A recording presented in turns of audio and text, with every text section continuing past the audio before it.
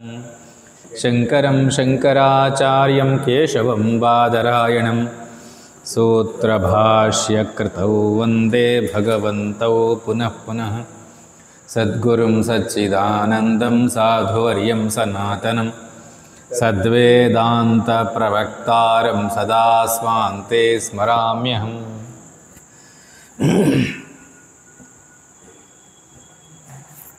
43వ పేజీలో మూడవది అవస్థలు మూడనుటయు కల్పనా వ్యవహారమే. ఒక దేశములో ఒకదాని పక్క ఒకటి గల వస్తువులకును ఒకే కాల ప్రవాహమున ఒకదాని తర్వాత ఒకటి జరుగు ఘటనలకును సంఖ్య అన్వయించును. ఒక తోటలో 30 మామిడి చెట్లు ఉన్నవనుకున్నాడు. అవి ఒకే దేశమున ఉండుటచే వానిని 1, 2 అని లెక్కింపవచ్చు. 60 ఏండ్లు వయస్సు గల ఒకానొక వ్యక్తికి కలుగు బాల్య యౌవన వార్ధక్యములు అనబడు అవస్థలను కూడా 1, 2 అని పరిగణించవచ్చు. అయితే జాగ్రత్త స్వప్నములకు ఆధారమైన సమాన దేశకాలములు లేనందున అవస్థలకు సంఖ్యా సంబంధము లేదు. అనగా జాగ్రత్తాదులను 1, 2 అని ఎంచుటకు శక్యం కాదు. అవస్థలలో మొట్టమొదటిది జాగ్రత్త అవస్థ అనుట సర్వానుభవమున ప్రసిద్ధము కదా. ఇంతేగాక మాండుక్యాది శృతులలోనూ మొట్టమొదటిది జాగ్రత్త అవస్థ అనియే వర్ణించి ఉన్నారు. జాగ్రత్తమే ప్రథమావస్థ. జాగ్రత్త మొదటి అవస్థ అని అంగీకరించుట సమంజసము కాదు. ఎందుకనగా జాగ్రత్తకు ముందు స్వప్నం సంభవించి ఉండవచ్చును, కాన స్వప్నమే ప్రథమావస్థ. కానీ స్వప్నమునే మొదటి అవస్థ అని భావించిన ఎడల అంతకు ముందే సుషుప్తి అవస్థ కదా. ఇలా విచారించి చూడ అంతకు ముందే మనం జాగ్రత్తను అనుభవించి ఉండవచ్చును, కాన ఒకసారి మేల్కొనుటకు సుషుప్తి కారణమైనచో మరి ఒకప్పుడు స్వప్నమే కారణం కావచ్చును. కానీ అవస్థలలో ఏది ముందు నిర్ణయించుట శక్యం కాదు. అవస్థను 1 అనుటయే అనుచితమని రుజువైనప్పుడు వానిని 3 అనుట సమంజసము కాదు. కాన అవస్థలు మిథ్యా, వాని పరమార్థము ఆత్మయే.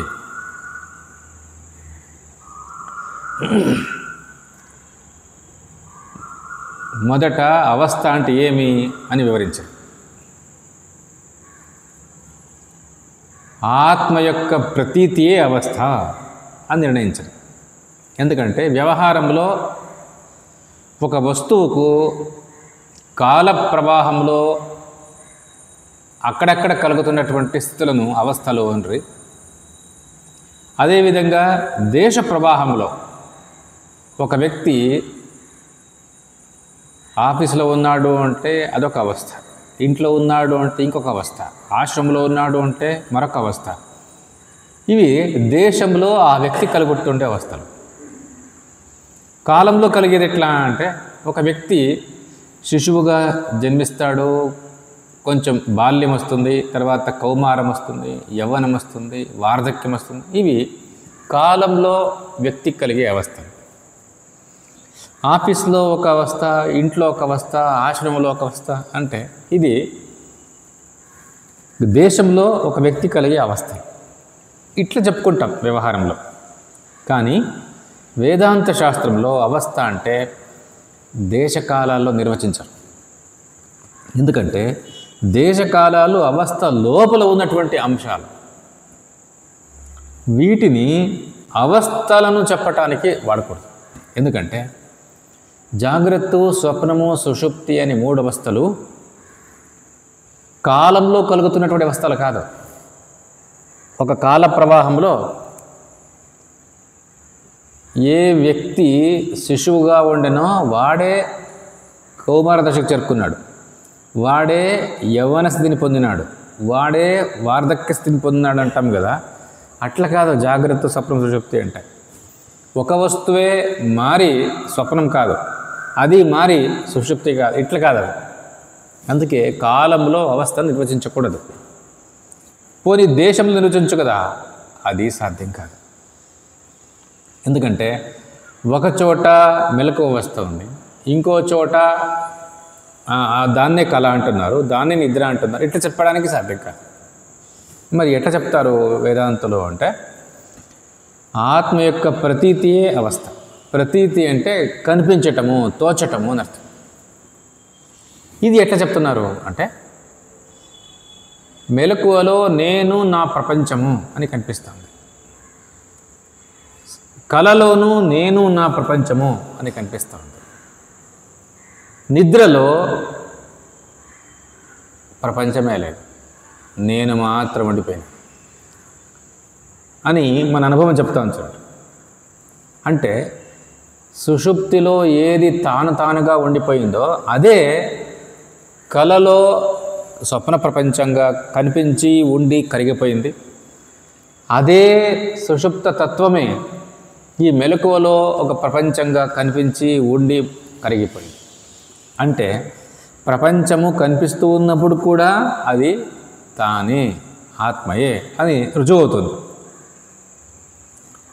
అందుకే ఏమంటున్నారు, ఆత్మయే ఈ విధంగా ప్రతీతమవుతా ఉన్నాడు. ఆత్మయే మెలకువ అవస్థగాను మెలకువ ప్రపంచంగాను ప్రతీతమవుతున్నాడు.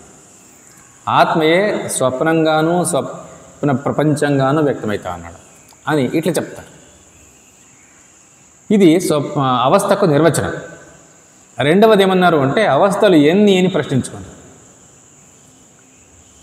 ఎందుకంటే 3 అవస్థలు ఉంటారు కదా, ఇంకా ఎన్నో అవస్థలు ఉన్నాయి కదా. ఉదాహరణకు జాగ్రత్త, స్వప్నము, సుషుప్తి కాకుండా ఒక వ్యక్తి బాగా తాగినాడు అంటే అది మదించినటువంటి ఒక అవస్థ. ఇంకొక వ్యక్తి పిచ్చి పట్టింది అంటే అది ఒక ఉన్మాద అవస్థ. ఒక వ్యక్తికి మూర్ఛ వచ్చింది అంటే అదొక అవస్థ. ఒక వ్యక్తికి మరణం వచ్చింది అంటే అదొక అవస్థ. ఒక వ్యక్తికి సమాధి స్థితిని పొందినాడు, యోగ సమాధి అంటే అదొక అవస్థ. ఇట్లా చాలా ఉన్నాయి కదా, ఎందుకు 3 అంటున్నారు అంటే దానికి సమాధానం చెప్పారు.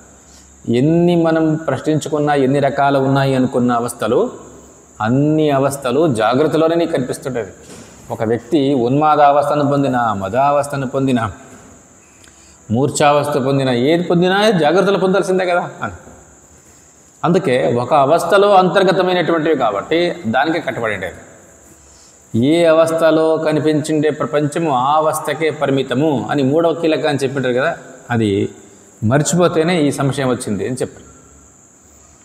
తర్వాత ఏమన్నారు అంటే, అవస్థలు ఎన్ని అంటే 3 నిశ్చయమైంది. తర్వాత అవస్థలు 3 అనుటవి కూడా కల్పన వ్యవహారమే. ఇది ముఖ్యమైనటువంటి విషయం. ఎందుకంటే అవస్థలను మనం ఎంచుతున్నాం, 1, 2, 3 ఎంచకూడదు అని. ఎందుకు ఎంచకూడదు అంటాం కదా. నిజంగా సంఖ్యా భావన అనేది దేని చెప్తుంది అంటే, ఒకే కాల ప్రవాహంలోనో లేదా ఒకే దేశ ప్రవాహంలోనో ఉన్నటువంటి వస్తువులో, వ్యక్తులో, సంఘటనలో వీటిని నీవు 1, 2, 3 ఎంచవచ్చు. గత సంవత్సరంలో ఇదిగో ఇట్లా ఊర్లో ఒక యాక్సిడెంట్ జరిగింది, ఈ సంవత్సరము ఇట్లా యాక్సిడెంట్ జరిగింది, ఇంకోటి జరిగింది అని చెప్తాం కదా. ఇవి కావాలంటే 1, 2, 3. స్వప్నంలో ఒక యాక్సిడెంట్ జరిగింది, జాగ్రత్తలో 1, మొత్తం 2 అయినాయి అంటే ఎవరు ఒప్పుకోరట్లు. ఎందుకంటే వీటికి అక్కడ జరిగిండే యాక్సిడెంట్కు, ఇక్కడ జరిగిండే యాక్సిడెంట్కు, అంటే స్వప్నంలో జరిగిండే యాక్సిడెంట్, జాగ్రత్తలో జరిగే యాక్సిడెంట్, రెండింటికి కూడా సమానమైన, అంటే దానికి కామన్గా ఉండే కాలం లేదు, దేశము లేదు. అందుకే అట్లా ఎంచకూడదు. నాకు కలలో ఒక కొడుకు, మెలకువలో ఒక కొడుకు, 2 ఉన్నారు అంటే తప్పు కదా అది. ఆ కల్పనే తప్పు. ఎందుకు అంటే అక్కడ ఉండేవాడు, ఇక్కడ ఉండేవాడు ఒకే కాల ప్రవాహంలో సాధ్యం కాదు. నాకు ఒకడు ఆ ఊర్లో ఉన్నాడు, ఇంకోటి ఈ ఊర్లో ఉన్నాడు చెప్పచ్చు, ఒప్పుకుంటున్నారు చూడు, మన బుద్ధి ఒప్పుకుంటాం దాన్ని. కానీ ఇది ఒప్పుకో. ఎందుకంటే సమానమైన కాల ప్రవాహంలోనో సమానమైన దేశ ప్రవాహంలోనో ఉండే 2 వస్తువులు, సంఘటనలు, వ్యక్తులు, వీటిని 1, 2 ఎంచవచ్చు. కానీ ఈ 3 అవస్థలు కాలంలోనూ జరగటం లేదు, దేశ ప్రవాహంలోనూ జరగటం లేదు. అందుకే వీటిని కౌంట్ చేయకూడదు, 1, 2, 3 అనకూడదు, సాధ్యమే కాదు అని ఇక్కడ ఒక ముఖ్యమైనటువంటి కీలకం. ఎందుకు మనం అంటున్నాం కదా జాగ్రత్త అవస్థ 1, స్వప్నావస్థ 2, సుషుప్తి 3 అంటున్నాం కదా. ఏం తప్పు ఉంది ఇంట్లో? తప్పది. ఎందుకంటే 1, 2, 3 అంటే నీవు అవస్థలు అంటే వస్తువులు అనుకున్నావా? ఇక్కడొక వస్తువు, అక్కడొక వస్తువు, అక్కడొక వస్తువు అంటే నీవు 1, 2, 3 ఎంచచ్చు. ఇవి అవస్థలను అట్లా ఎంచకూడదు అంటున్నారు. ఈ విషయాన్ని గుర్తుపెట్టుకోవాలని. అవస్థలు ఎంచక సాధ్యం కాదు. ఎందుకు అంటే ఈ 3 అవస్థలు కూడా అవి ఘటనలు కాదు, వస్తువులు కాదు. మరి ఎట్లా ఎంచుతావు? మనిషి ఏమనుకుంటాడు అంటే ఈ 3 అవస్థలు ఘటనలు అనుకున్నాను, నా జీవితంలో కలుగుతూ ఉండే ఘటనలు. నేను ఇంతసేపు జాగ్రత్తలో ఉన్నాను, ఇంతసేపు స్వప్నంలో ఉంటాను, ఇంతసేపు సుషుప్తిని, ఇది ఒక ఘటన అనుకున్నాడు. అంటే ఈ సంఘటన నుంచి ఆ సంఘటనకు వెళుతున్నాడు, అక్కడి నుంచి ఇంకో చోట వెళుతున్నాడు, ఇట్లా అనుకున్నాడు వాడు. ఇట్లా పోయేది కాదు ఇది. నీవు ఇక్కడి నుంచి ఇక్కడికి పోయేకి ఇది రోడ్డు ఉందేమో నువ్వు పోయి సాధ్యమే కదా. ఇక్కడ నుంచి నీవు స్వప్న ప్రపంచాన్ని చూడాలనుకుంటే మొత్తం ఈ జగత్తు కరగాల, అది కొత్తగా పుట్టాలి, అంతే, వేరే మార్గమే లేదు. ఇది పెట్టుకొని అది పెట్టుకొని మధ్యలో రోడ్డు వేసే సాధ్యం కాదు కదా. ఇది ఒక అనుభూతి, అందరికీ అట్లే ఉంది. స్వప్నం రావాలంటే జాగ్రత్త పూర్తి కరిగిపోవాలి. ఒక్క కణం ఉన్నా కూడా నీకు స్వప్నం రాదు. స్వప్నము జాగ్రత్త పూర్తి కరిగితేనే సుషుప్తి. ఇట్లా ఉన్నాయి ఇవి. అంటే ఒకటి ఉన్నప్పుడు రెండవది ఎక్కడా లేదు అన్నప్పుడు దీన్ని నీవు 1, 2, 3 అని ఎట్లంటావు? ఒకటి ఉన్నప్పుడు రెండవది ఎక్కడా లేదు అన్నప్పుడు ఈ ఒకటిని ఒకటి అనకూడదు అని సరే. ఎందుకంటే ఇప్పుడు ఆకాశము, ఒక ఆకాశము అంటారు ఎవరు? ఉండేదే ఒకటి, 2 ఉంటాయి ఆకాశాలు. ఒక ఆకాశము అని ఎవరు అనరు. ఎందుకంటే ఉండేదే ఒకటిది, ఒక ఎందుకు దానికి అని. అంటే ఒకటవదే నీవు చెప్పకూడదు కదా, మరి 2, 3 ఎంచుతావు ఎట్లా? ఇక్కడ ఒక ప్రశ్న అడుగుతున్నారు. ఏమని అంటే, సరేనప్ప 1, 2, 3 అని ఎంచకూడదు, మనకైతే జాగ్రత్త 1 అనిపిస్తుంది, స్వప్నం 2 అనిపిస్తుంది, సుషుప్తి 3 అనిపిస్తుంది. మనము అంటుండే తప్పు అని చెప్పొచ్చు, కానీ ఉపనిషత్తు చెప్పింది కదా అంటున్నాడు. ప్రశ్న చూడండి, ఆక్షేపిస్తున్నాడు ఒకడు. ఉపనిషత్తులోనే జాగ్రత్త స్థాన ప్రథమపాద, స్వప్నస్థాన ద్వితీయపాద, సుషుప్తస్థాన తృతీయపాద అని చెప్పాడు. ప్రథమ, ద్వితీయ, తృతీయ అని మనమించేది కాదు. మనకు ఏ కల్పన ఉందో, జాగ్రత్త ఒకటోది అంటున్నావా లేదా, స్వప్నం 2 అంటున్నావా లేదా, సుషుప్తి 3 అంటున్నావు కదా. చూడు ఉపనిషత్తు ఎట్లా చెప్తుంది అంటే ఇది కరెక్టే ఉండొచ్చు, మనం ఎంచిండేది. ఎందుకు ఎంచకరాదంటారు కదా, ఉపనిషత్తు ఎంచుతుంది. ప్రథమపాద, ద్వితీయపాద, స్వయమాత్మ చతుష్పాత్ అనే కదా. ఇది ఎట్లా అంటే దీనికి సమాధానం చెప్తున్నారు చూడండి. ఎప్పుడైతే జాగ్రత్త మొదటి అవస్థని అంగీకరించుట సమంజసము కాదు. ఎందుకన్నా జాగ్రత్తకు ముందు స్వప్నం సంభవించి ఉండొచ్చు. నీవు జాగ్రత్తనే మొదటిది అంటావు అంటే జాగ్రత్త ఇది ఎట్లయింది? నీవు నిద్ర లేచిన తర్వాతే కదా జాగ్రత్త అయింది. అందుకే జాగ్రత్త కంటే ముందు నిద్ర సుషుప్తి ఉండొచ్చు. దీన్ని మొదటిది అని చెప్పడానికి సాధ్యం కాదు కదా. పోనీ సుషుప్తి ఉంది అంటే నిద్రిస్తున్నావు అంటే అంతకుముందు ఏం చేసిండే వాడు మేలుకొనుడు. ఆ మెలకువ స్వప్నమే కావచ్చు. అంటే దీంట్లో ఏది ముందు అని తేలదు. మన జీవితంలో జాగ్రత్త ఉందా, స్వప్నం ఉందా, సుషుప్తి ఉందా నీవు తేల్చలేవు దాన్ని. అందుకే వీటిని మొదటిది అని చెప్పకూడదు అంటున్నాను. మరి ఉపనిషత్తు ఒకటి చెప్పింది కదా, దీనికి ఏం సమాధానం చెప్తారు అంటే ఉపనిషత్తు మొదట్లో మనం ఇదేన్ని అవును అన్నామో మన కల్పనను అది ఒప్పుకుంటాం, అనువాదం చేసుకుంటాం. నీవన్నట్లే జాగ్రత్త ఒకటోది, స్వప్నం 2వది, సుషుప్తి 3వది అవును అని చెప్పి మొదటి వివరించేటప్పుడు అట్లా ప్రారంభించింది. ఉపనిషత్తు అధ్యారోప అపవాద అనే ఒక ప్రక్రియను వాడుతుంది. నేను ఇంతకుముందే చెప్పి మొదట అధ్యారోపణ అంటే అర్థమేమి? మనము అనుకోండి దాన్నే ఆరోపించుకొని ఒప్పుకొని ముందుకు సాగింది. అపవాదం చేసేటప్పుడు ఏం చేస్తుంది అంటే నా అంత ప్రజ్ఞం నా బహిష్ ప్రజ్ఞం నో బయట ప్రజ్ఞం.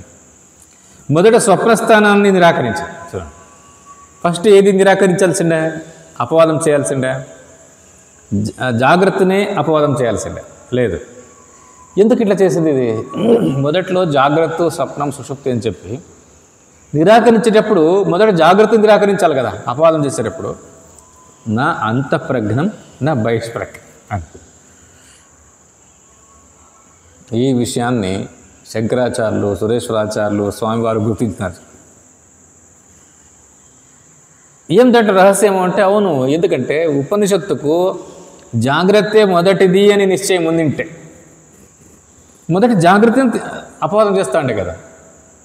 అట్లా లేదు. దానికి నీవనుకున్నటువంటి దాన్ని అధ్యారోపణ చేసుకున్నది అంతే. తన అపవాదం తన వైపు నుంచి సమాధానం వచ్చినప్పుడు మొదట రెండవ దాన్ని అపవాదం చేసి తర్వాత ఒకటో దాన్ని అపవాదం తర్వాత మూడవది. నాంత ప్రజ్ఞం న బహిష్ప్రజ్ఞం నోభయత ప్రజ్ఞం అంటే ఈ వాక్యాలను చూసి మనం ఏం గుర్తుపట్టవచ్చు అంటే ఉపనిషత్తుకు జాగ్రత్త మొదటిది అనే విషయంలో తాత్పర్యం లేదు. ఎందుకంటే అట్లా ఉండింటే దాన్ని అపవాదం చేసేటప్పుడు మొదటి దాన్ని అపవాదం చేయాల్సిందే, చేయలేదు.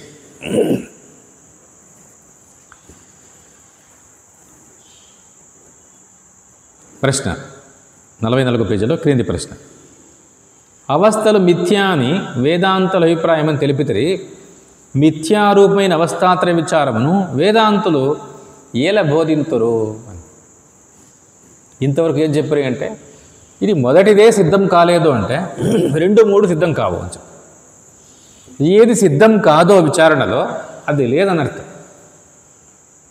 ఇదొక సమస్య. చూడండి, ఏది ఉంది అనేది సిద్ధం కావడం లేదో. ఎందుకు కావటం లేదు? అది లేదు, అందుకే కావడం లేదు. మిథ్యా అంటారు. ఒక అవస్థకు స్వతంత్రమైన ఉనికి ఉంటే ఉంది అని నిశ్చయమయ్యేది విచారణలో. స్వతంత్రమైన ఉనికి లేదు కాబట్టి మిథ్య. మిథ్య అనే శబ్దానికి వేదాంత శాస్త్రం అర్థమేమి అంటే స్వతంత్రమైన ఉనికి లేనిది అని అర్థం అంతే. మిథ్య అంటే వ్యవహారంలో నీవు ఏదైనా అర్థం పెట్టుకోవచ్చు. సత్యము మిథ్య అనే 2 శబ్దాలు ఉన్నాయి వేదాంత శాస్త్రంలో. సత్యం అంటే స్వతంత్రంగా ఉనికిని కలిగినటువంటి వస్తువు, నిర్వికారంగా ఉన్నటువంటి వస్తువు. ఇది సత్యం అంటే. అసత్యము అన్న ఒకటే, మిథ్య అన్న ఒకటే. అదేం చెప్తుంది అంటే అసత్యము అంటే అసత్ అన్న మిథ్య అన్న అది లేదు అని అర్థం కాదు, దానికి స్వతంత్రమైన ఉనికి లేదని అర్థం అంతే. ఉదాహరణకు తన నిజస్వరూపానికి తనకు స్వతంత్రమైన ఉనికి ఉంది అని ఉపనిషత్తు చెప్తాను. తనలో ప్రతీతమైనటువంటి అవస్థ ఉంది, మెలకువ అనే అవస్థ. దీనికి స్వతంత్రమైన ఉనికి లేదు. ఎందుకంటే నా ఉనికిలో అది కనిపిస్తుంది అంతే. నా ఉనికిని ఆశ్రయించుకుని కనిపిస్తుందే కానీ మెలకువకు స్వతంత్రంగా అస్తిత్వం లేదు. అంటే ఏమి అర్థం అంటే నేను అని దాన్ని పక్కకు పెడితే దానికి అస్తిత్వమే లేదు, పడిపోతుంది. నా మెలకువ అట్లే చెప్పాలి. దీన్ని కేవలం మెలకువ అంటే ఎవరిది అంటారు. చూడు, వాడి ఉనికిలో ఇది కనిపిస్తుంది అన్నట్టు. నా అనేవాడు దిక్కు లేకపోతే దీనికి ఈ మెలకువకు ఉనికే లేదు. అందుకే ఇక్కడేమంటున్నారు అంటే స్వతంత్రమైన ఉనికి లేదు అని అర్థం. మెలకువ లేదని చెప్పటం లేదు, దీనికి స్వతంత్రమైన అస్తిత్వం లేదు, స్వతంత్రమైన ఉనికి లేదు దీన్నే మిథ్యా అసత్ అనే పేరుతో పిలుస్తారు. నన్న హెచ్చర అదే దాన్ని తీర్మానించాలి. ఇప్పుడు నేను అనేవాడిని ఇప్పుడు ఆత్మ సద్రూపుడు, చిద్రూపుడు, ఆనందరూపుడు, స్వయం జ్యోతిస్వరూపుడు, అసంగుడు, అద్వితీయుడు ఇవి చెప్పేందుకు అంటే ఆ నా అనేవాడున్నాడే ఎవరు ఈ మొత్తం అవస్థను నాది అంటున్నాడో ఇప్పుడు వాడి యొక్క స్వరూపాన్ని గురించి తీర్మానం చేస్తున్నారు. ఈ కీలకాలని చెప్పింది దీనికోసమనే. నా అనేవాడి యొక్క స్వరూపాన్ని నిర్ణయించటమే వేదాంత శాస్త్రం యొక్క వంతు. ఇక్కడ నా మెలకువ అన్నప్పుడు నా ఉనికిలో ఆ మెలకువ కనిపించింది, ఉంది, తర్వాత కరిగిపోయింది. నా ఉనికిని ఆశ్రయించుకొని ఆ మెలకువకు ఉనికి ఉంది. దీన్ని ఏమంటున్నారు? స్వతంత్రమైన ఉనికి మెలకువకు లేదు అంటున్నారు. కరెక్ట్. స్వతంత్రమైన ఉనికి లేని దాన్ని ఏమంటారు? అసత్ అని, మిథ్య అని పిలుస్తారు వేదాంత శాస్త్రంలో. జగన్మిథ్య లేదా జాగ్రత్త మిథ్య అంటే అర్థమేమి అంటే దీనికి స్వతంత్రమైన అస్తిత్వం లేదు అంతే అర్థం. మిగతా వాళ్ళంతా కూడా అంటే వేదాంతులను మిగతా దార్శనికులందరూ ఎట్లా ఆక్షేపిస్తారు అంటే, కదయ్యా మీరు అన్నీ మిథ్య మిథ్య అంటారు, బాగా భోంచేస్తారు, పడుకుంటారు, ఇట్లా మాట్లాడతారు. భోంచేయటము ఇదంతా కూడా వీడు వ్యవహార దృష్టిలో మిథ్య అంటే వీడు ఏం తినకూడదు, ఇవన్నీ కూడా ఏమీ లేవు ఇట్లా అనుకున్నాడు.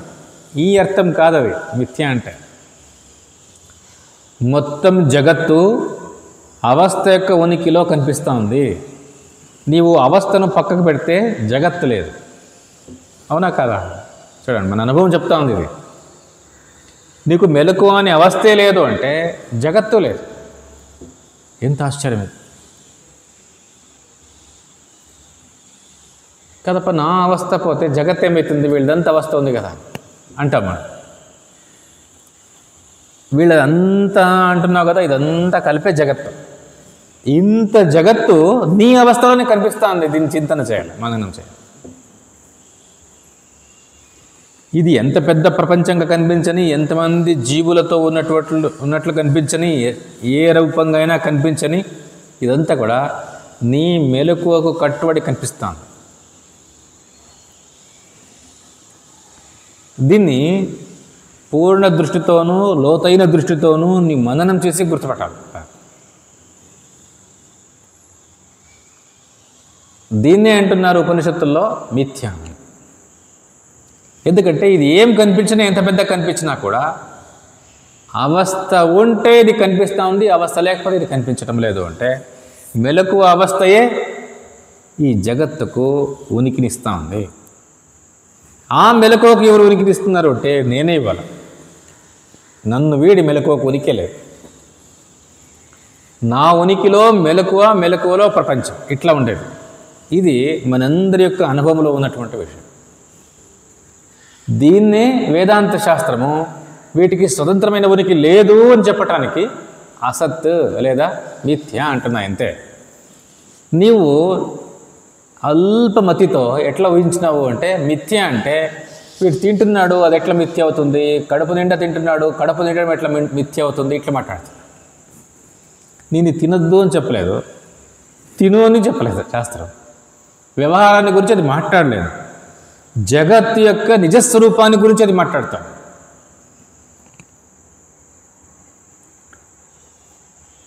అందుకే మొదట్లోనే అన్నారు, చింతనకు ఎప్పుడు కూడా పూర్ణ దృష్టి, లోతైన దృష్టి ఉండాలా అని.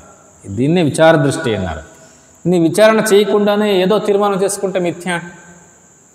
వేదాంతులు లేని బ్రహ్మమును సత్యం అంటారు, ఉండే ప్రపంచాన్ని మిథ్య అంటారు అని ఇట్లా చెప్తారు. బ్రహ్మ సత్యం, జగన్ మిథ్య అని చెప్తున్నారు కదా. వాళ్ళకేమనిపిస్తుంది? లేని బ్రహ్మమును సత్యం అంటున్నారు వీళ్ళు. ఎవరికి కనపడలేదు అది. ఉండే ఇంత మంచి ప్రపంచాన్ని, పెద్ద ప్రపంచాన్ని మిథ్య అంటారు. ఇది ఎట్లా? నీవు సత్యము మిథ్య అనే శబ్దాలకు ఏదో నీ అర్థాలు పెట్టుకొని చూస్తున్నావు నీ దృష్టితో. అట్లా చూడకూడదు. సత్యం అంటే స్వతంత్రమైన ఉనికి కలిగినటువంటి వస్తువు అన్నట్టు. దేనికి స్వతంత్రమైన ఉనికి లేదో అది మిథ్య అంటున్నారు అంతే. ప్రపంచం ఎంత పెద్దగా కనిపించినా దానికి స్వతంత్రమైన ఉనికి, అస్తిత్వం లేదు. ఆ మాటను చెప్పటమే మిథ్యా శబ్దానికి అర్థం అంతే, ఇంకేమో కాదు.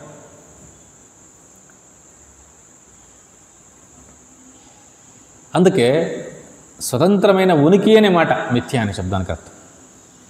ఇక్కడేమంటున్నారు? అవస్థల మిథ్యా అని వేదాంతులు చెప్తున్నారు కదా. మిథ్యారూపంగా అవస్థాత్రయ విచారమును ఎందుకు వేదాంతులు బోధిస్తారు? అది మిథ్య అన్నప్పుడు దాని గురించి ఎందుకు బోధిస్తారు అవస్థాత్రయాన్ని? ఒక అవస్థ మిథ్య, మూడు అవస్థలో మిథ్య, దాంట్లో కనిపిస్తూ ఉండే ప్రపంచ మిథ్య అంటే ఇంకా బోధన ఎందుకు దాని గురించి అని ప్రశ్న. దీనికి సమాధానంగా స్వామివారు ఒక చిన్న లెక్క చెప్తారు. పరమార్జితమణిలో కూడా ఈ లెక్క ఉంది చూడండి. ఒకానొక వృద్ధుడు తాను చనిపోవు సమయమున తన 3 పుత్రులను దగ్గరకు పిలిచి, నా ఆస్తి 17 ఏనుగులు మాత్రమే,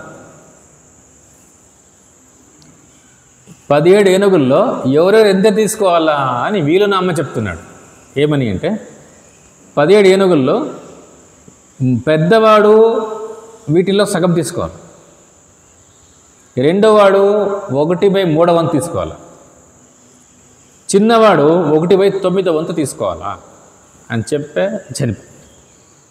ఇప్పుడు వీళ్ళు ఆ 17 ఏనుగులు తీసుకొచ్చినారు, దాంట్లో సగం తీసుకోవాలి కదా. సగం అంటే ఎంత? 17లో 8 తీసుకొని ఇంకో దాన్ని సగం చేసుకోవాల్సి వస్తుంది. సగం తీసుకోవాలంటే సాధ్యం కాదు. పోనీ రెండో వానికి 1/3 వంతు ఉన్నారు, 17లో 3వ వంతు సాధ్యమే కాదు. 18 అయితే 3వ వంతు తీసుకోవచ్చు. 6, 18 అవుతుంది కాబట్టి 6 ఏనుగులు వాడికి ఇచ్చారు. అది సాధ్యం కాదు. ఇంకొకడు 1/9 అన్నాడు కదా, అది సాధ్యం కాలేదు. ఇట్లున్నప్పుడు ఏం చేయాలో అర్థం కాలేదు చూడండి. వారు ఆ 17 ఏనుగులను ఆ ప్రకారంగా పంచుకొనుటకు శక్యం కాదని తలచి ఆ పట్టణమునందలి మంత్రి వద్దకు వెళ్ళి తమ సమస్యను ముందుంచవి. అందుకు ఆ మంత్రి వారి 17 ఏనుగులలో తన ఒక ఏనుగును చేర్చి,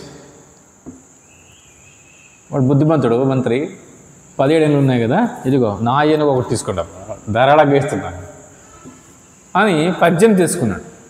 ఇప్పుడు పంచుకోండి, తప్పేమిలే కదా, ఎందుకంటే అది నాది, నేనే ఇస్తున్నాను, నీకు ఇంకేం, ఇప్పుడు పంచుకోండి అన్నాడు.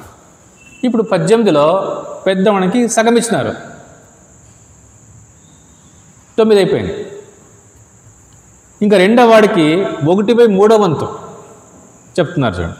పెద్దవానికి సగము అనగా 9 ఏనుగులు, రెండో వాడికి 1/3 వంతు అనగా 6 ఏనుగులు ఇచ్చాయి. మొదటి వాడికి 9 వచ్చినాయి, ఇంకోటికి 6 వచ్చినాయి. చిన్నవాడికి 1/9 వంతు కాబట్టి అంటే 2 ఏనుగులు ఇచ్చేవాడికి. 1/9 అంటే 18/9, 2 వస్తుంది. 9 2 18, 2 ఇచ్చారు. ఇంకొకటి మిగిలే, ఒకడికి పెద్దవాడికి 9 వచ్చినాయి, రెండో వాడికి 6 వచ్చినాయి, 15 అయినాయి. చిన్నవాడికి 2 వచ్చినాయి, 17 అయినాయి. ఇంకొకటి ఏనుగుండే కదా మంత్రి, నాకు సరిపోయింది పోండి పంచుకునేది. మంత్రి మిగిలిన తన ఏనుగును తాను తీసుకున్నాను ఇచ్చట. వివేకవంతుడైన మంత్రి విభాగ సౌకర్యమునకై తన ఏనుగును వారి ఏనుగులలో ఆరోపించాను. వారు పంచుకుని తర్వాత తన ఏనుగును తాను తీసుకున్నట్లు వేదాంతులు ఆరంభమున అవస్థాత్రయమును జిజ్ఞాసుల ఆత్మయందు ఆరోపించి ఆత్మజ్ఞానమైన తర్వాత దాన్ని నిషేధింతురు. కావున అవస్థలు మూడనుట కల్పిత వ్యవహారము. ఒకటే అవస్థ సిద్ధం కాదు అంటారు, మళ్ళీ 3 అవస్థల గురించి చెప్తారు, అవస్థాత్రయ ప్రక్రియ అంటారు. అంటే అవును అంటాము. ఎందుకు అంటే మనకు నిజంగా ఉపనిషత్తు యొక్క తాత్పర్యం ఏమి అంటే మన స్వరూపము నిత్య నిరవస్థా స్వరూపం. ఆత్మకు అవస్థ ఎప్పటికీ లేదు. ఇంతకుముందు ఏమన్నారు, ఆత్మ ప్రతీతమయ్యే రీతిని అవస్థ అన్నారు కదా. అసలు ఆత్మకు ప్రతీతి కావటం అనే అవస్థే లేదు, అది నిత్య నిరవస్థా స్వరూపం. ఇది ఉపనిషత్తు యొక్క తాత్పర్యం. దాన్ని చెప్పాలా, దాన్ని చెప్పటానికి మన స్వరూపం మీద 3 అవస్థలను ఆరోపించుకొని మన స్వరూపం మనకు అర్థమైన తర్వాత ఆ 3టిని తొలగించేస్తాం. హాని ఏం లేదు దీంట్లో. దీని అంటారు అధ్యారోప అపవాద ప్రక్రియ అని. తర్వాతి విషయము 4వది అవస్థాత్రయ సాక్షి. అవస్థాత్రయమును విచారించు జిజ్ఞాసు యొక్క నిజస్వరూపమే ఆత్మ. జాగ్రత్తన మనం దేన్నైనా తెలుసుకోవలసి వచ్చిన యెడల అందుకు బుద్ధి సహాయం అవసరం. అయితే అవస్థలను తెలుసుకున్నటకు మనకు దేని సహాయం అక్కర్లేదు. మెలకువలో గోచరించు ద్రవ్యములను, గుణములను, కర్మలను తెలుసుకున్నప్పుడు మనకు సవికల్పక అనుభవం కలుగును. మొత్తం అవస్థలను తెలుసుకున్నప్పుడు మనకు కలుగు అనుభవమే నిర్వికల్పక అనుభవము, సాక్షి అనుభవం. ఈ అనుభవము చేతనే మనము జాగ్రత్తాదులను అనుభవించుతున్నాము. 3 అవస్థల రాకపోకలను నేరుగా గమనించుచు ఎప్పటికీ ఒకే రీతిగా ఉండు తన స్వరూపమే సాక్షి అని జిజ్ఞాసువు అవస్థాత్రయ విచారమున గుర్తుంచుకునవలెను.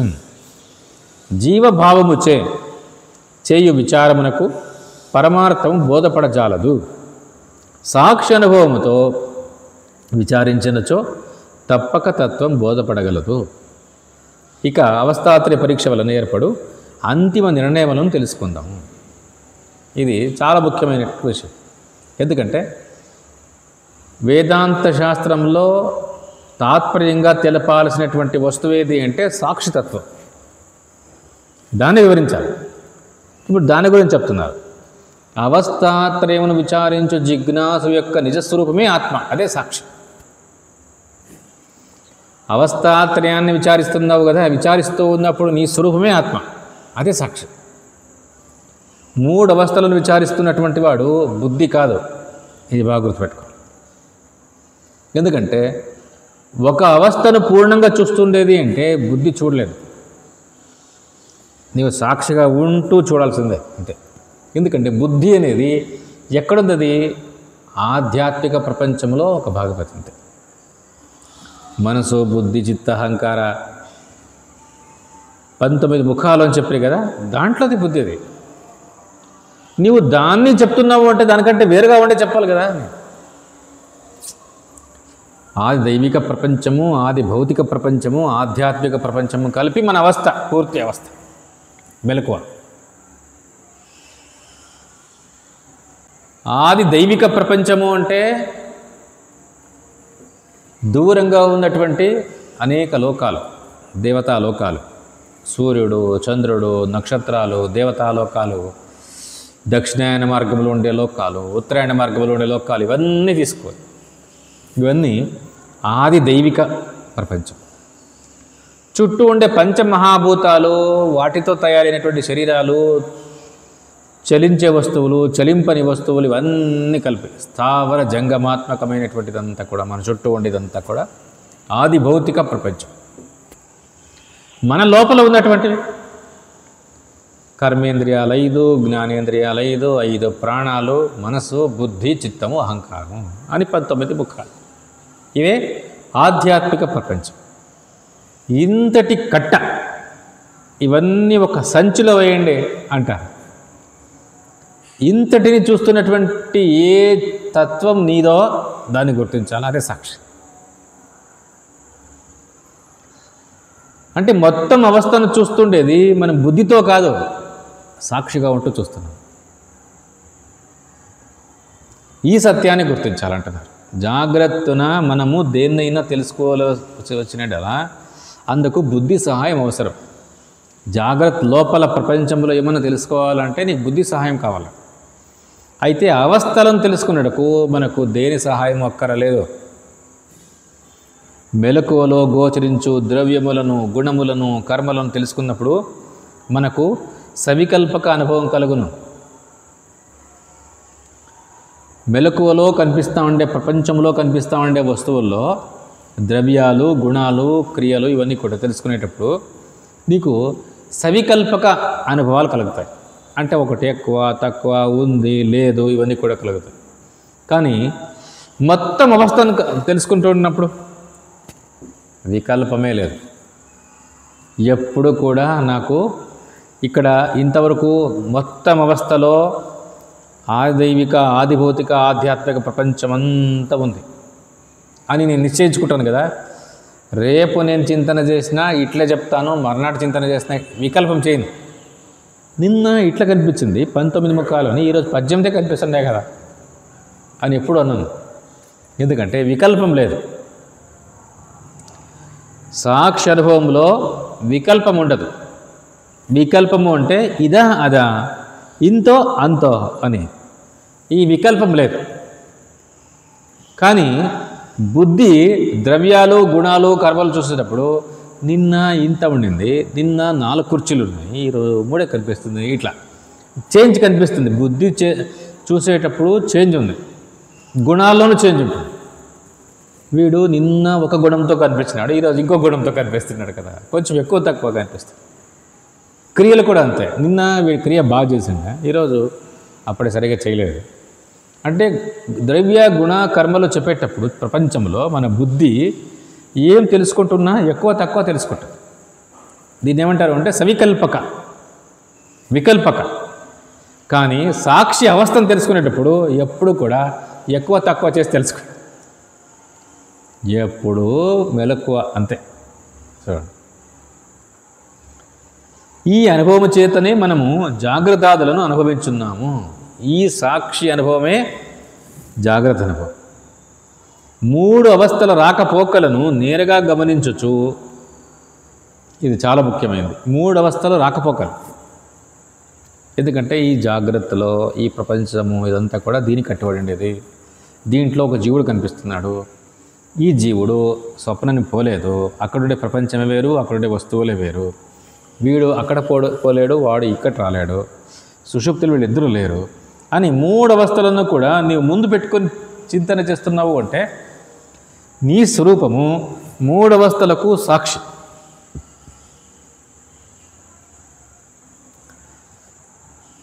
మూడు అవస్థల రాకపోకలను నేరుగా గమనించుచు ఎప్పటికీ ఒకే రీతిగా ఉండు తన స్వరూపమే సాక్షి అని జిజ్ఞాసు అవస్థాత్రయ విచారమున గుర్తుంచుకొనవలెను. ఇది చాలా ముఖ్యమైనది. ఇంకో మాట అంటుంది, జీవభావముచే చేయు విచారమునకు పరమార్థం బోధపడజాలదు. సాక్షి అనుభవంతో విచారించినచో తప్పక తత్వం బోధపడగలదు. జీవభావము, సాక్షిభావం ఏం తేడా ఇది? జీవభావ, జీవ అనే శబ్దానికి వేదాంత శాస్త్రంలో జీవ ప్రాణధారణే అని ఒక ధాతు. ప్రాణధారణ చేసినటువంటి వాడిని జీవుడు అంటారు. ప్రాణ అంటే దేహ, ఇంద్రియ, మనస్సు, ప్రాణశక్తి, వీటన్నిటినీ కూడా లెక్క. మనిషికి ప్రాణం ఉంది అంటే దేహము ఉంది, ఇంద్రియాలు ఉన్నాయి, శరీరము ఉంది, మనస్సు ఉంది, అన్నీ ఉన్నాయని అర్థం కాదు. ప్రాణం ఉంది అంటే అందుకే ప్రాణాన్ని ధరించిండేవాడు అంటే దేహ, ఇంద్రియ, ప్రాణ, మనస్సును ధరించినటువంటి వాడు అర్థం. ఇంకో మాట, ధరించటము అంటే అభిమానించటం అని అర్థం. అభిమానించటము అంటే అది వాడిది కాదు, వాడిది అని ప్రేమ పెట్టుకున్నాడు అని అర్థం. మహాభారతంలో ధృతరాష్ట్రుడు, ధృతరాష్ట్ర, ధృత అంటే అర్థమేమి? ధరించినటువంటి వాడు. ఈ అర్థమే దేంట్లో కూడా ధారణ తండ్రి కదా, ప్రాణానాం ధారణాత్ జీవ అని ధారణ చేసినటువంటి వాడు అని అర్థం. ధృతరాష్ట్ర అంటే రాష్ట్ర అంటే రాజ్యం, ధృత వాండి కాదు, అది పాండురాజుది, నాది అనుకున్నాడు. ధృతరాష్ట్ర ఉవాచ, భగవద్గీత ప్రారంభమయ్యేదే వాణి వాక్యంతో ప్రారంభమయ్యేది. భగవద్గీత కృష్ణుడి వాక్యంతో ప్రారంభం కావాలి కదా, భగవద్గీత అని పేరు పెట్టారు. కానీ మొదటి వాక్యం ఎవరిది అంటే ధృతరాష్ట్రుడిది, గుడ్డివాడిది. ధర్మక్షేత్రే కురుక్షేత్రే అని ప్రారంభిస్తాడు. సంజయ్ని అడుగుతున్నాడు, ఈ ధర్మక్షేత్రమైన కురుక్షేత్రంలో నా వాళ్ళు పాండవులు ఏం చేస్తున్నారో చెప్పు అని. చూడు, వాళ్ళు తన వాళ్ళు కాదా, కౌరవులంతా నా వాళ్ళు అని, పాండవులు అని. నిజంగా వీళ్ళు ఇద్దరు కూడా వేరే వాళ్ళు కాదు. వాళ్ళు పాండురాజు చనిపోయిన తర్వాత వాళ్ళందరినీ చూసుకోవాల్సినటువంటి వాడు వీడే. వీడేమంటున్నాడు, నా వాళ్ళు మామకాహ పాండవాశ్చైవ కిం అకుర్వత సంజయ అని. ధృతరాష్ట్ర ఉవాచ ఉంది కదా మొదట్లోనే, ప్రారంభంలో ధృతరాష్ట్రుని వాక్యం ఇది, వాడి పలుకు. ధృతరాష్ట్ర అంటే అది అర్థం. ధృత అంటే ధరించినటువంటి వాడు, రాష్ట్రము తనది కాని రాష్ట్రాన్ని, రాజ్యాన్ని నాది అనుకుని అభిమానిస్తుండేవాడు అని అర్థం. ఇదే సమస్య, దీన్నే అంటారు జీవుడి సమస్య. భగవద్గీత ఎవరి విచారంతో ప్రారంభమైంది అంటే ధృతరాష్ట్రుని విచారము అంటే జీవుని విచారం అర్థం. ఈ దేహ ఇంద్రియ ప్రాణ మనసు ఇదే రాష్ట్రం, ఇదే రాజ్యమే, ఇది నాదే. చూడు, ఇది నాది అనుకున్నావు కదా, ఇక్కడే సమస్య ప్రారంభం. ఎంతవరకు దేహేంద్రియాదులన్నీ కూడా ఒక సంఘాతం, ఒక కట్ట నీది అనుకుంటావో, దానికి ఏ సమస్య వచ్చినా, అది పుట్టినా, అది పెరిగినా, రోగం వచ్చినా, చనిపోయినా నీకే సమస్య. మనది కాని దాన్ని మనది అనుకొని తప్పుగా అభిమానిస్తున్నాం కదా, ఇదే అన్ని సమస్యలకు మూలం. తప్పు తెలివి అని శంకరాచార్యులు. అది ఆశ, అధ్యాస అంటే ఇది. అది కాని దాని ఎందు అది అనే బుద్ధి. చూడండి, ఇదే ధృతరాష్ట్రానికి ఏమో కాదు, వాణిది కాదు వాణిది అనే బుద్ధి. చూడండి, ఇది అదే జీవుడి బుద్ధి. అదే జీవుడి బుద్ధి ఏమో, ధృతరాష్ట్రుడి బుద్ధి అది. జీవుడు అంటే ఇదే అర్థం. మరి ఎవరిది ఇది? వాణిది కాదా, జీవుడిది కాదా? విచారించోడు, జీవునిది కాదు, అది సాక్షిది. మొత్తం జగత్తు, మొత్తం అవస్థ సాక్షిది. వీడు నాది అనుకొని ప్రారంభించింది. విచారణకు తీసుకుంటే వాడు ఎక్కడ కనపడ్డది జీవుడు. విచారించలేదు, ఇదిగో వాడు ఉన్నాడు, చలామణి చేస్తున్నాడు. ఎంత గొప్పగా చేస్తున్నాడు అంటే నాది ఇదంతా కూడా అన్నట్లు తయారైంది. వాడు దేహం ఒకటి నాది అనుకోలేదు, నిదానంగా బయటకు వచ్చినట్టు వాడు. ఇదిగో ఈ పొలము నాది, ఈ ఇల్లు నావే, ఈ వీధి ఎంత నాదే, ఇంకా కొంతమంది దేశము నాదే అనేవాళ్ళు ఉన్నారు. ముఖ్యమంత్రులు, రాష్ట్రపతులు అంటున్నారు కదా, ప్రధానమంత్రులు, దేశం నాది అంటే ఈ అభిమానం పెరుగుతూ వచ్చేసింది. ఇట్లా జీవుడు వాడిది కాదు, వాడిది ఏం తప్పుగా తెలుసుకున్నాడు. అట్లా తప్పుగా తెలుసుకోవటమే అన్ని అనర్థాలకు మూలమని చెప్పారు కదా. అస్య అనర్థహేతో ప్రహాణాయ ఆత్మీకత్వ విద్య ప్రతిపత్తయే అని శంకరాచార్యులు అంటారు. ఇదే అనర్థహేతు, ఇంకోటి ఏదో కాదు. నీది కాని దాన్ని నీది తప్పుగా అభిమానిస్తున్నావు కదా, ఇదే సమస్య, అన్నిటికీ ఇదే సమస్య. ఇక్కడ ఏమంటున్నారు? జీవభావము అంటున్నారు కదా, అదే జీవభావం అంటే తప్పు తెలివి. తనది కాని దాన్ని తనది అని మోహించినటువంటిది. మోహ అంటే ఇదే. అభిమానము అన్న ఒకటే, మోహం అన్న ఒకటే. ఈ జీవభావంతో చేసే విచారానికి పరమార్థం బోధపడజాలదు. వీడు ఎంత చింతన చేసినా పరమార్థం బోధపడదు. వీడు తన నిజస్థితిని తాను అర్థం చేసుకొని సాక్షిగా ఉండి చూస్తే మాత్రమే అర్థమైపోతుంది. చాలా సులభం కూడా వాడికి అర్థమయ్యేది. చూడండి, సాక్షి అనుభవంతో విచారించినచో తప్పక తత్వం బోధపడగలదు. కానీ సమస్య ఏమి అంటే ఈ సాక్షితత్వం అనేది ఏ దర్శనకారులకి అర్థం కాలేదు అని శంకరాచార్యులు అంటారు. విధికాండే తర్క సమయేవ నకేనచిత్ అధిగత సర్వస్య ఆత్మ. సర్వమునకు ఆత్మ ఏదైతే ఉందో సాక్షి, అది విధికాండ ఎందు కానీ తర్క దర్శనాల్లో కానీ ఎవరికి అర్థం కాలేదు. విధికాండ అంటే మీమాంస. తార్కిక దర్శనాలు ఏవి అంటే సాంఖ్య, యోగ, న్యాయ, వైశేషిక, బౌద్ధ, జైన, ఇంకా ఏవో చెప్పుకుంటావు అన్నీ వస్తుంది దీంట్లో. అంటే విధికాండ తర్క సమయాన్ని ఈ రెండు మాటల్లో అందరూ అంతర్గతం. అన్ని దర్శనాలు, మీమాంస, సాంఖ్యాదులు అందరూ అంతర్గతం. వీళ్ళెవరికి అర్థం కాలేదు? సర్వస్య ఆత్మ, సర్వమునకు ఆత్మ ఏదో అది అర్థం కాలేదు. ఈ దేహానికి ఆత్మ ఉంది, జీవాత్మ, అదే చెప్తున్నారు వాళ్ళంతా కూడా. వాళ్ళందరూ ఏమంటున్నారు అంటే అదే దేహంలో ఉండే ఆత్మని చెప్తున్నారు, కానీ సర్వస్య ఆత్మ, ఈ సమస్తమునకు ఏది ఆత్మయో దాన్ని గమనించటం లేదు. ఒక్క వేదాంతులకు మాత్రమే సత్యం అర్థమైంది అని చెప్తారు.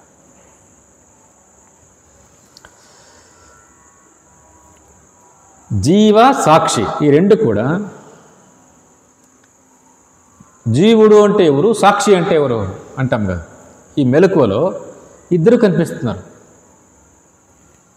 ఇదంతా నా అవస్థ అని నీ గుర్తిస్తున్నప్పుడు మూడు ప్రపంచాలు, ఆది దైవిక ప్రపంచము, ఆది భౌతిక ప్రపంచము, ఆధ్యాత్మిక ప్రపంచము అని పెద్ద కట్టనం, ఇదంతా నా మెలకువ అని కనిపిస్తూ ఉన్నప్పుడు, దాన్ని చూస్తున్నప్పుడు నీవే సాక్షివి, నీవే వైశ్వానరుడివి,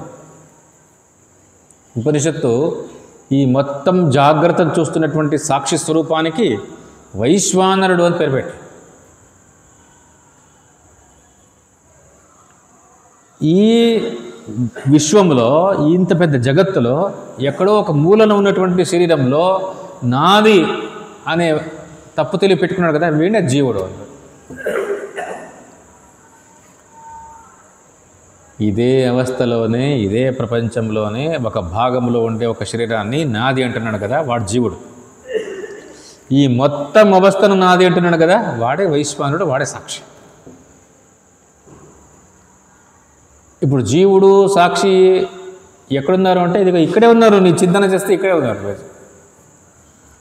ఈ దేహాన్ని నాది అనుకుంటూ ఉండేవాడు జీవుడు, ఈ అవస్థ నాది అంటున్నటువంటి వాడు వైశ్వానుడు, సాక్షి. ఈ వైశ్వాన రూపంగా చింతన చేస్తే నీకు సత్యం బోధపడుతుంది. నీవు దేహం నాది అంటా ఉన్నటువంటి ఆ జీవుడుగా ఉన్నంత వరకు నీవెంత చింతన చేసినా ఇట్లే సాంఖ్య న్యాయాదులందరూ కూడా ఏం చింతన చేసుకుంటూ ముందుకు సాగారో, ఏ నిశ్చయం వాళ్ళకి రాలేదో అదే స్థితిలో నీవు ఉంటావు అని అర్థమవుతుంది. ఈ లోకానికి పోవాలా, ఆ లోకానికి పోవాలా, అక్కడ కర్మ సమస్యన తర్వాత మరల రావాలా, క్షీణే పుణ్యే మర్త్యలోకం విషయం, ఇదే జరుగుతుంటుంది అంతే. అంటే ఒక నిలకడ నీకు రాదు.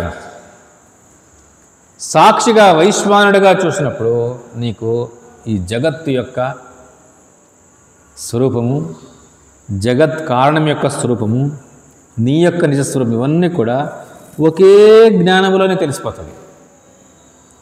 ఈ మూడు వేరువేరే కాదు. జీవుడు, జగత్తు, జగత్ కారణం పరమాత్మ అని మూడు చెప్తున్నాం కదా, ఈ మూడు వేరువేరు విచారించాల్సిన అవసరం లేదు. నీవు సాక్షిగా ఉంటూ వైశ్వానుడిగా ఉంటూ నీవు సత్యాన్ని గుర్తించడానికి పోతే మూడు ఒకేసారి తెలుస్తాయి. అందుకే జీవుడిగా ఉన్నంతసేపు నీకు సత్యం బోధపడదు. వైశ్వానరుడిగా ఉంటూ నీవు సత్యాన్ని చింతన చేస్తూ పోతే నీ స్వరూపమే బ్రహ్మమని బోధపడుతుంది. ఇదే చెప్తున్నారు. అందుకే ఇప్పుడు ఇక అవస్థాతరి పరీక్ష వలన ఏర్పడు అంతిమ నిర్ణయాలను చెప్తున్నారు. ఒకటి, ఆత్మ సద్రూపము. మొదటిది ప్రశ్న, సాక్షి అయిన తన స్వరూపం ఎట్టిది? తాను సత్తు చిత్తు ఆనంద స్వరూపుడు. ఇంతవరకు ఈ మొత్తం మెలకువను చూస్తున్నటువంటి నేను, ఈ మొత్తం మెలకువే నాది అన్నాం కదా. ఆ సాక్షి, ఆ వైశ్వానుడి యొక్క స్వరూపం ఏమి అంటే వాడు సద్రూపుడు, చిద్రూపుడు, ఆనందరూపుడు. సత్ చిత్ ఆనంద స్వరూపమే వాడు. ఎందుకంటే నేను ఎట్లున్నాను అనిపిస్తుంది కదా, అందుకే ఆ స్వరూపాన్ని గురించి చెప్తున్నారు. ఎట్లా నిర్ణయించేది చెప్తారు. సత్ అనగానేమి? సత్తు చిత్తు ఆనందం ఉన్నారు కదా, ఆ వైశ్వానుడు ఆ సాక్షి సత్తు ఉన్నారు కదా. సత్ అంటే సత్ అనగా ఉనికి అని అర్థం. ఉనికి అంటే స్వతంత్రమైన ఉనికి అని అర్థం. సత్, సత్తా, సత్యం ఇవి పర్యాయ పదములు. సత్ అన్నా ఒకటే, సత్యం అన్నా ఒకటే, సత్తా అన్నా ఒకటే. ప్రశ్న, ఉనికి యొక్క స్వరూపమేమి? సత్ యొక్క స్వరూపము అంటే ఉనికి యొక్క స్వరూపం అని అర్థం. అట్లాంటి ఏమి అంటున్నారు. ఆ ఉనికి యొక్క స్వరూపం ఎట్లుంటుంది అంటే యద్రూపేణ యన్నిశితం తద్రూపం న వ్యభిచరతి తత్సత్యం అని భాష్యకారం తెలిపింది. అనగా ఏది తన స్వరూపమును వీడి మార్పు నందదో అది ఏ సత్యము. సత్యం అంటే తన స్వరూపాన్ని మార్చుకోగలదు, అసత్యం. నీవెన్నేళ్ళైనా విచారించు, ఈ జాగ్రత్తను మొత్తం జాగ్రత్తను నాది అనుకొని చూస్తున్నటువంటి వాడు ఎవరు అని, వాడు తన స్వరూపాన్ని ఎప్పుడు మార్చుకోడు. అదే జీవుడున్నాడు కదా, వీడు ఊసరి వెళ్ళి ఉన్నట్లు. వీడు తన స్థితిని మార్చుకుంటూనే ఉంటాడు, నిరంతరం మారుతుంటాడు. చూసేటప్పుడు కన్నే తానవుతాడు, వినేటప్పుడు చెవే తానవుతాడు, ఆలోచించేటప్పుడు మనసుగా తానవుతాడు. అంటే తన స్థితిని మార్చుకుంటూనే ఉన్నాడు వీడు జీవుడు. వైశ్వానుడు మాత్రము ఎప్పటికీ తన స్థితిని మార్చుకోడు. మారనటువంటి స్వరూపుడు. దీన్ని సత్ అంటున్నా. యద్రూపేణ యన్నిశితం, ఏ స్వరూపంగా ఉంది అని ఒకసారి నిశ్చయిస్తామో ఆ స్వరూపాన్ని మార్చుకోకుండా ఉండగలిగినటువంటి తత్వాన్ని సత్, సత్యం, ఉనికి అంటారు.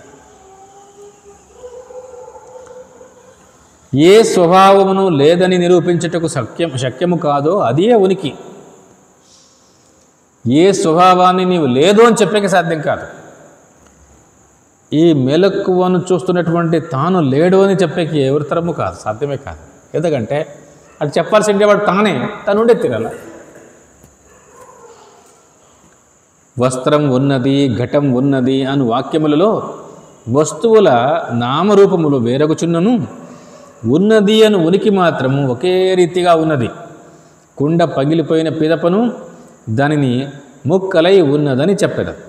అనగా ఇట కుండ యొక్క నామరూపములు మారినను ఉనికి మాత్రం మారనేలేదు. ఇదే ఉనికి యొక్క స్వరూపము.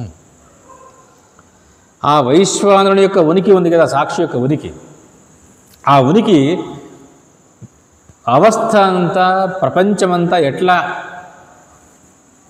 పడుగు పేకల వల్ల అల్లుకొని పోయింది అంటే, ప్రతి వస్తువులో ఉంది ఉంది ఉంది అనిపించుకుంటూ ఉండేదంతా కూడా ఈ ఉనికే అని అర్థం.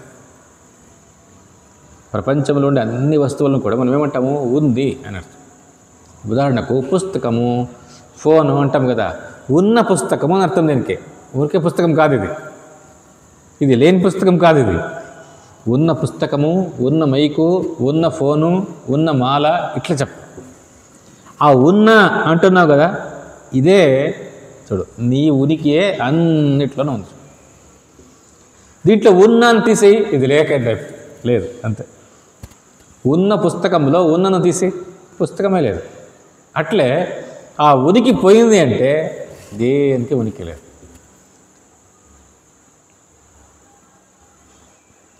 దీన్ని అంటున్నారు కుండ, ఉన్న కుండ పగిలిపోయిన తర్వాత పగిలి ఉన్న కుండ అది ఉన్న పోలేదు.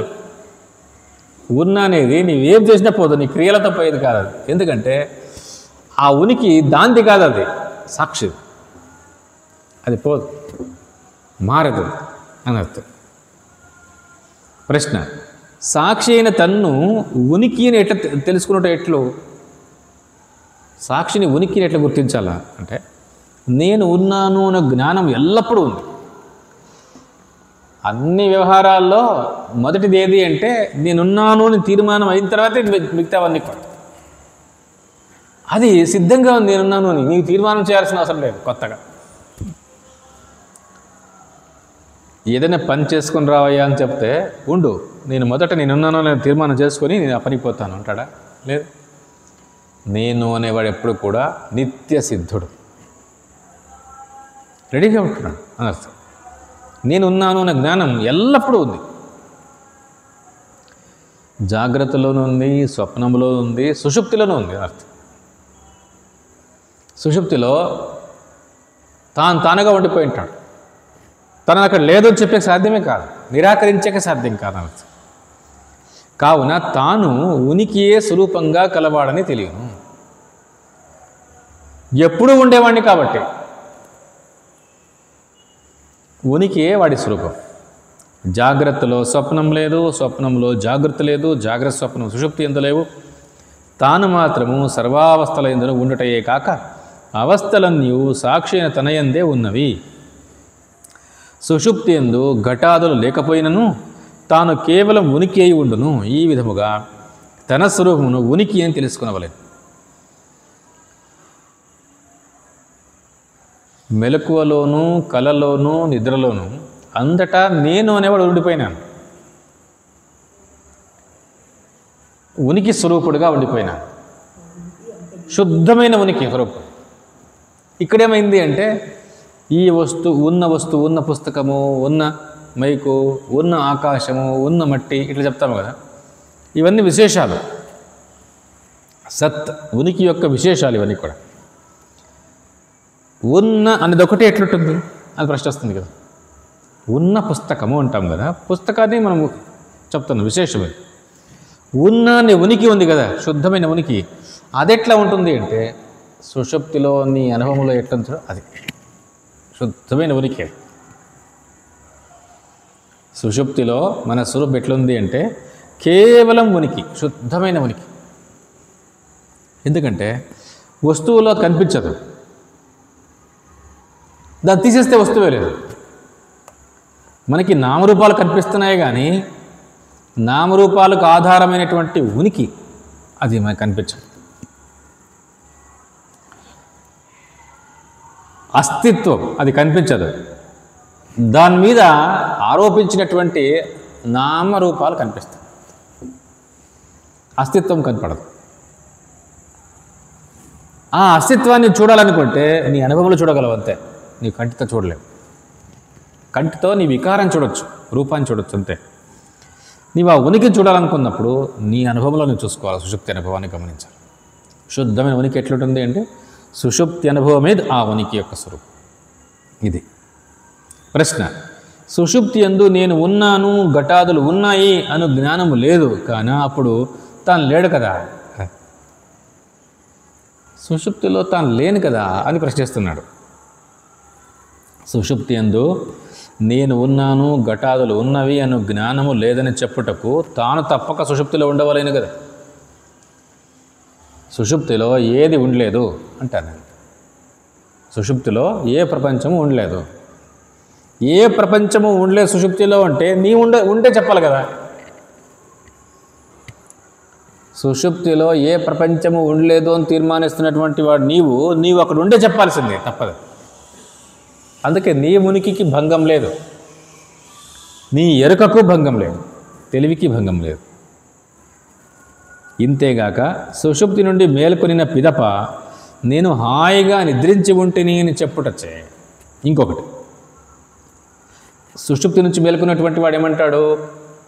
నేను సుషుప్తిలో హాయిగా నిద్రించి ఉంటిని అంటాడే కానీ చచ్చి ఉంటిని అని ఎవరు అనరు.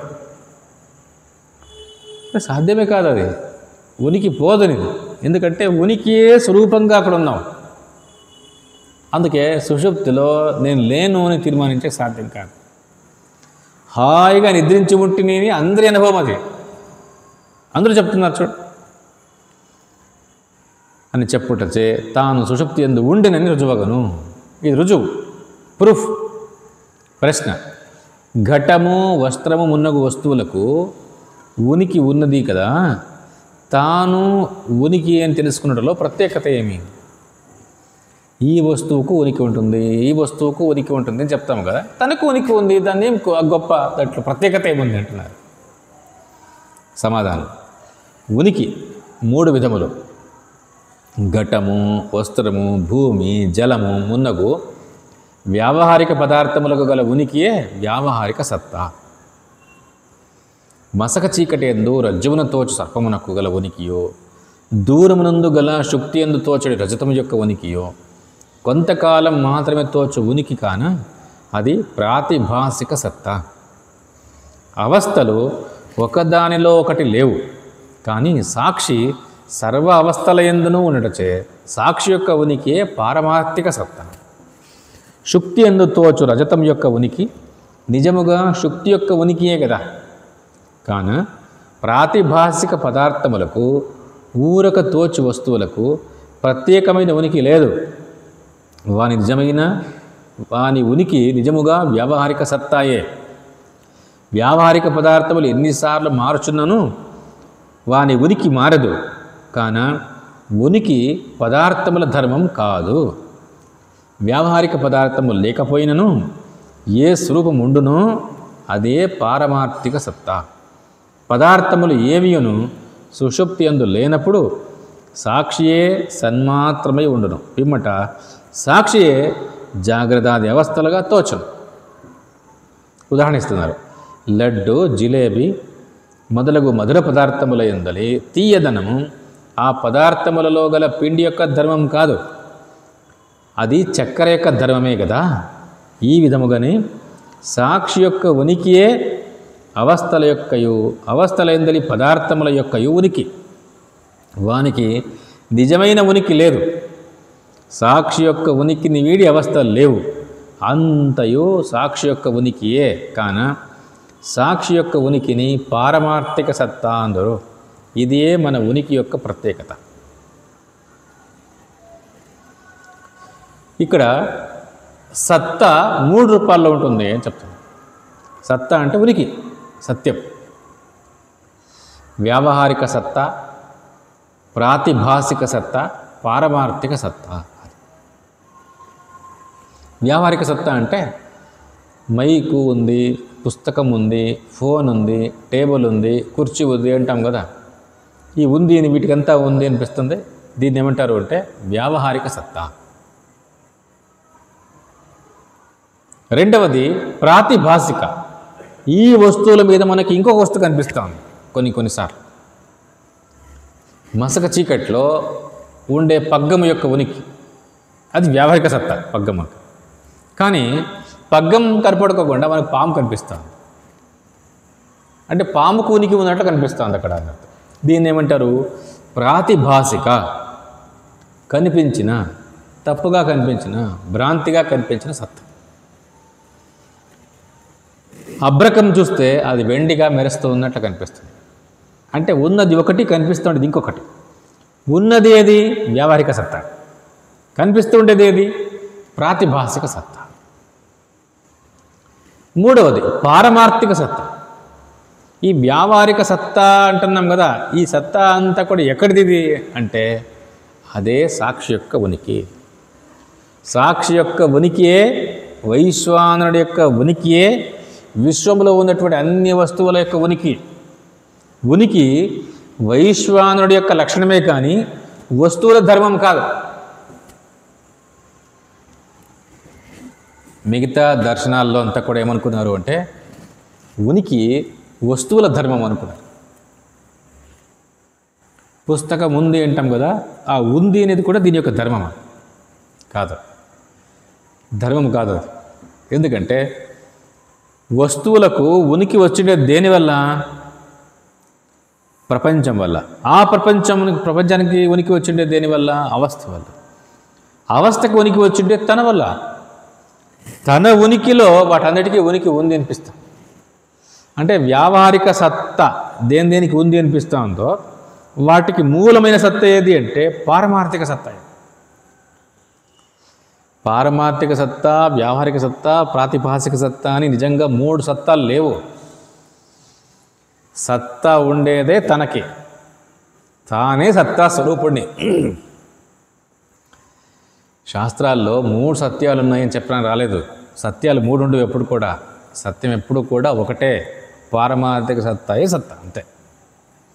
3 సత్యాలు ఉన్నాయప్ప అంటే అర్థమేమి?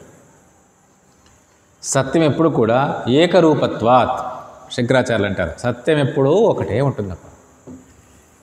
అసత్యాలు ఎన్నైనా ఉండొచ్చు. నీవు 3 ఉంటావు కదా, ఇంకా 10 చెప్పచ్చు.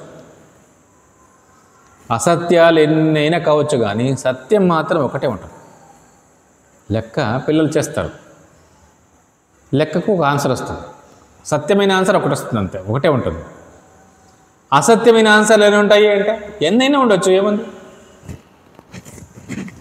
లెక్క తప్పు చేసినారు అంటే 50 మంది పిల్లలకి 50 రకాల ఆన్సర్లు వచ్చుంటాయి. కానీ సత్యము దాంట్లో ఎప్పుడు ఒకటే ఉంటుంది.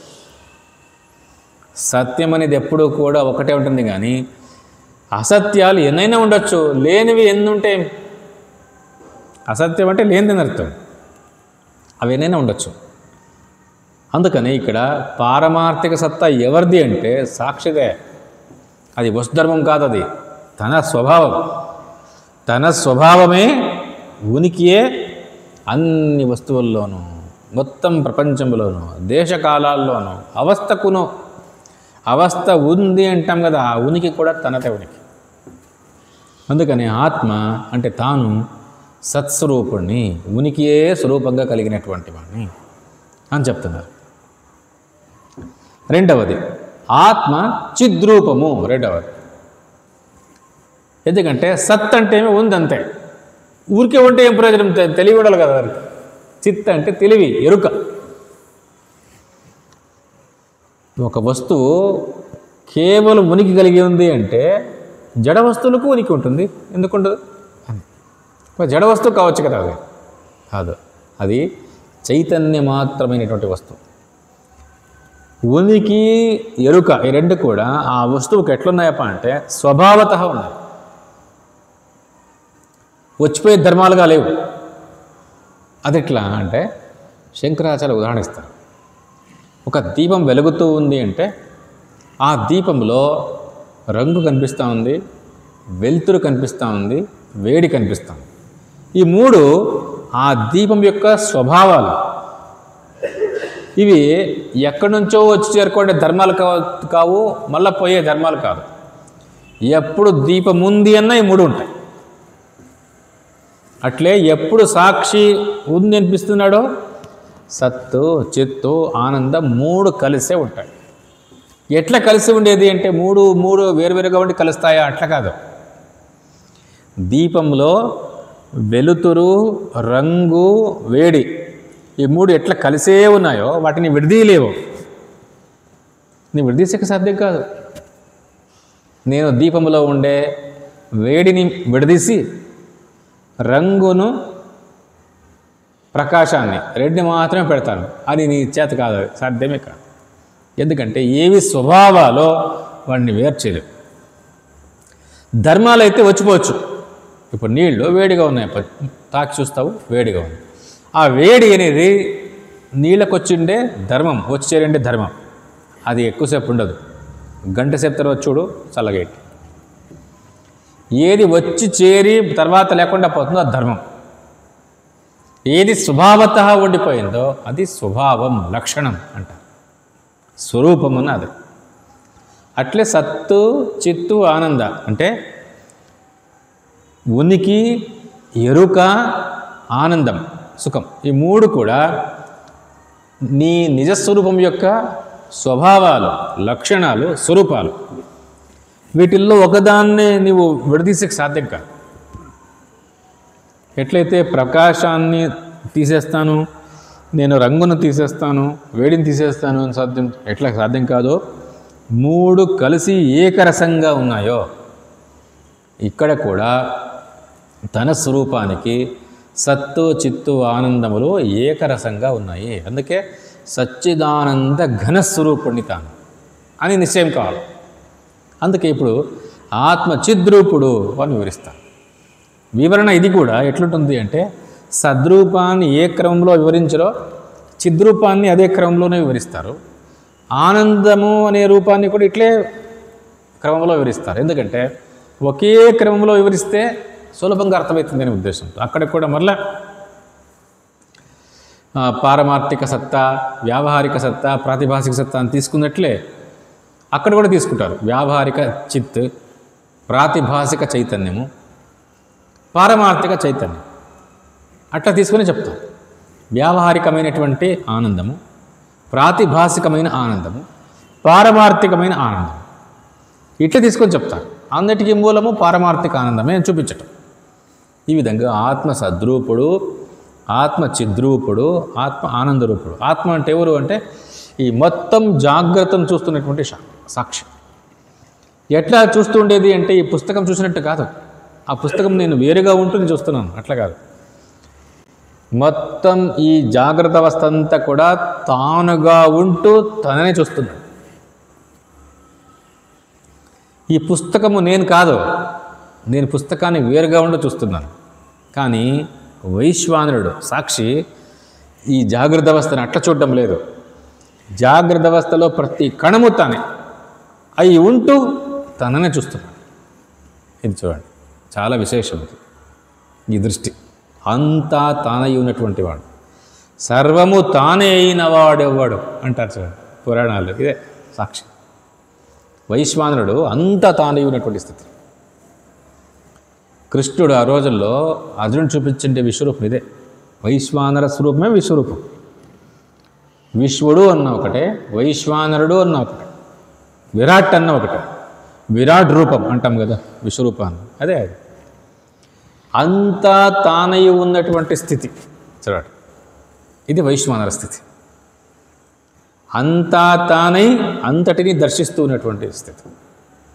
మొత్తం అవస్థ యొక్క ఉనికి తన ఉనికే, దాన్ని చూస్తున్నటువంటి చైతన్యము తాను. ఈ సత్యాన్ని నీవు గుర్తిస్తూ పోవటమే వేదాంతం యొక్క తాత్పర్యం అని చెప్తున్నారు. శృతిస్మృతిపురాణానామాలయం కరుణాలయం నమామి భగవత్పాదం శంకరం లోకశంకరం శ్రీశంకర భగవత్పాద చరణారవిందాభ్యాం నమః.